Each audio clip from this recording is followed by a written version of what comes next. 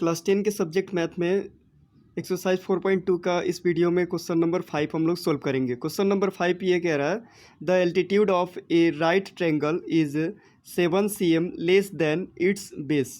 If the hypotenuse is 13 cm find the other two sides.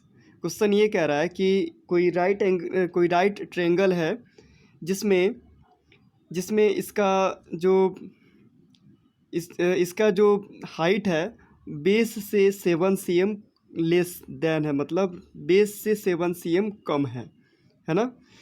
तो कह रहा है क्या कि if the hypotenuse is 13 cm, इसकी हाइपोटेनस दे दिया है, कर्ण की भुजा 13 cm दे दी गई है।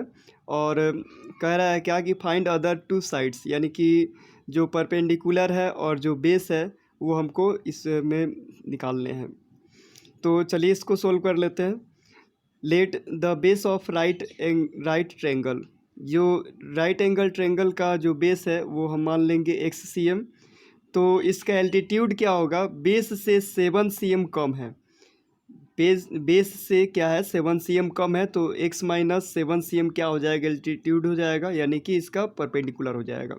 और बेस क्या हो जाएगा, x हमने माना, तो इसका एल्टीट्यूड यानी कि परपेंडिकुलर कितना हो जाएगा, x माइनस 7 cm। और पहले से दे दिया हुआ है हाइपोटेनस कितना है 13 cm, ठीक है।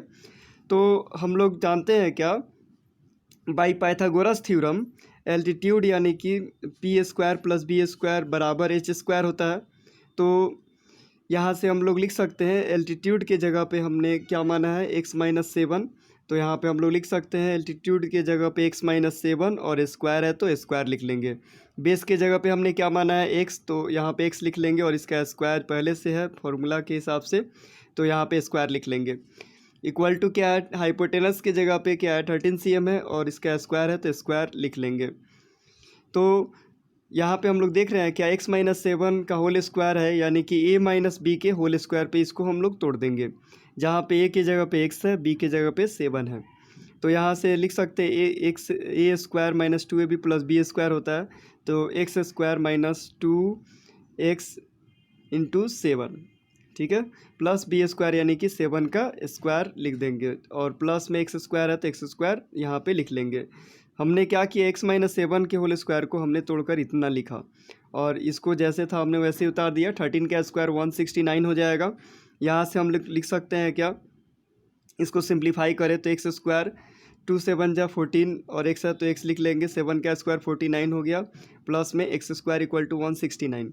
यहाँ से क्या हो जाएगा, एक्स स्क्वायर वाले टर्म को प्लस करेंगे तो एक्स स्क्वायर और एक्स स्क्वायर 2x स्क्वायर हो जाएगा, माइनस 14x है तो 14x यहाँ पे लिख लेंगे, और प्लस में 49 है तो 49 यहाँ पे लिख लेंगे। ये वाला एक्स स्क्वायर इसमें प्लस हो चुका है, और प्लस में 169 है तो यहाँ आके माइनस में 169 हो जाएगा इक्वल टू 0।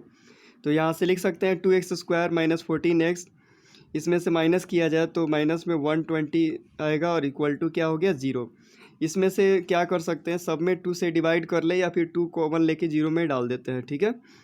तो यहाँ पे हमने क्या किया कि सब में 2 से डिवाइड कर दिया हमने, तो 2 से डिवाइड कर दिए तो ये 2 कट गया तो एक्स स्क्वायर हो गया। यहाँ पे 2 से डिवाइड करेंगे तो 2 7 जा 14 हो जाएगा, और इसमें 2 से डिवाइड करेंगे तो 2 से अगर डिवाइड करेंगे 120 में तो 60 आ जाएगा, इक्वल टू में क्या हो गया 0। तो यहाँ से हम क्या कर सकते हैं, यहाँ से हम लोग जानते हैं फैक्टराइजेशन मेथड से कैसे यहाँ पे रफ कर लेते हैं। तो फर्स्ट और लास्ट को मल्टीप्लाई करेंगे तो 60 आएगा, तो 60 को अगर तोड़ते हैं तो 30 और ये हो जाएगा 15 और ये 5, ठीक है। तो इसको 2 पार्ट में कैसे बांट सकते हैं, तो हमको कितना लाना है, 7 लाना है। तो यहाँ से हम कर सकते हैं क्या कि 2 2 जा 4, 4 2 जा 12 में से 5 माइनस कर लिया जाए तो 7 हो जाएगा, और 12 को मल्टीप्लाई कर दिया जाए 5 से तो ये 60 यानी कि इसके बराबर हो जाएगा, ठीक है। ये सिर्फ रफ करके समझने के लिए कि किसका कॉम्बिनेशन हमको करना है, ठीक है। अब यहाँ पे साइन के अनुसार इसको हम लोग जो है सजा देंगे। एक्स स्क्वायर है तो एक्स स्क्वायर लिख लिया, माइनस 7x को लिख सकते हैं माइनस 12x और प्लस में 5x, ठीक है। चूँकि अभी यहाँ से रफ किए पता चला कि 12 और 5 का कॉम्बिनेशन करना है, तो जो बड़ा है साइन उसका जो है माइनस में रखेंगे तभी हमारा ये रिजल्ट जो चाहिए माइनस में आएगा। और माइनस में 60 है इक्वल टू 0 हो जाएगा। इन दोनों में क्या कॉमन है, तो x कॉमन ले लेंगे तो यहाँ बचेगा x, और यहाँ से x हटा लेंगे तो माइनस में 12 बचेगा। अब यहाँ से हमको क्या कॉमन लेना है, यहाँ पे हम देख रहे हैं ब्रैकेट में x है, तो इसमें भी हम क्या कॉमन ले लें कि x बचेगा, तो 5 हम बाहर लेते हैं तो x बच जाएगा, तो हम 5 बाहर ले लेंगे और जो इस ब्रैकेट में है वही इस ब्रैकेट में आएगा। वैसे भी मल्टीप्लाई करेंगे तो 5x और 5 को 12 में करेंगे तो 12 5 जा 60 हो जाएगा, माइनस साइन एज इट उतर जाएगा, इक्वल टू 0 हो गया। अब यहाँ से क्या करेंगे कि x माइनस 12 और x माइनस 12 प्लस के पहले और बाद में कॉमन है ले लेंगे, तो यहाँ से हमने x माइनस 12 ले लिया तो यहाँ पे x बचेगा, और यहाँ से x माइनस 12 अगर हटाते हैं तो यहाँ पे प्लस में 5 बचेगा और इक्वल टू 0। या तो फर्स्ट वाला बराबर 0 होगा या सेकेंड वाला बराबर 0 होगा। तो -12 इधर जाके +12 और +5 इधर आके -5 हो गया, यानी x के वैल्यू क्या है 12 और -5, ठीक है। लेकिन यहाँ पे जो ट्रायंगल के साइड है वो पॉजिटिव होंगे, निगेटिव हो नहीं सकते हैं, तो इसलिए यहाँ पे लिखे सिंस साइड्स आर पॉजिटिव, है ना, जो साइड होते हैं वो पॉजिटिव होते हैं, इसलिए x बराबर क्या लेकर चलेंगे, हम 12 लेकर चलेंगे और इस वैल्यू को हम लोग जो है रिजेक्ट कर देंगे, ठीक है। तो x बराबर जब 12 आया तो दूसरा वैल्यू हम ये तो बेस हमने माना था। अब x माइनस 7 क्या है, इसका एल्टीट्यूड है, तो x माइनस 7 निकालेंगे तो x के जगह पे क्या है हमारा 12 है और -7 है, तो 7 लिख लेंगे और इसको सिंप्लीफाई करेंगे, 12 में से 7 घटाएंगे तो 5 आ जाएगा, तो लिख सकते हैं hence base equal to 12 cm, है ना, और एल्टीट्यूड क्या हो गया यहाँ पे 5 cm, ठीक है।